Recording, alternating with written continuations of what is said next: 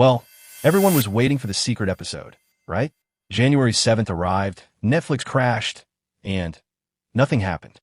But the real question is, why did so many people believe the original ending was fake? Today, we're talking about the conformity gate theory, a phenomenon that says a lot about the finale of Stranger Things, but even more about us as fans. We spent the day convinced that Netflix would drop a secret, true finale. A revelation that Episode 8 was just an illusion and that Vecna was still alive. But despite all the incredible signs, we were misled. Conformity gate didn't happen. Now, theories are the fuel of pop culture. It doesn't matter if they are right or wrong. A theory just has to be good to hear. The conformity gate theory became a global phenomenon because it was born from a painful question. How bad does a series finale have to be for the entire fandom to start theorizing that it's fake? When a finale truly satisfies you, you theorize about spin-offs or the future. But when it leaves you feeling that's it, you start looking for a hidden door in the wall.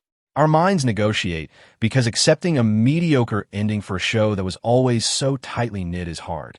Conformity gate was the perfect theory because it suggested that the plot holes weren't mistakes, they were clues. When you combine that with signs on social media, interviews, and merchandising, fans who were in denial finally had a narrative to hold on to. Then, on January 7th, reality hit. Netflix didn't release anything, and the frustration was massive because the whole world had stopped to wait for it. Netflix actually crashed around 8 p.m. Eastern Standard Time due to the flood of fans trying to access the platform at the same time. It's bizarre. The fandom created a second finale with its own date and time, almost like an official release. This reveals the cultural scale of the show. Stranger Things trained us for years to be Sherlock Holmes and hunt for details. But there is a huge difference between a detail, like a number on a screen, and the structure of a story. Many felt the structure of the finale was too simple.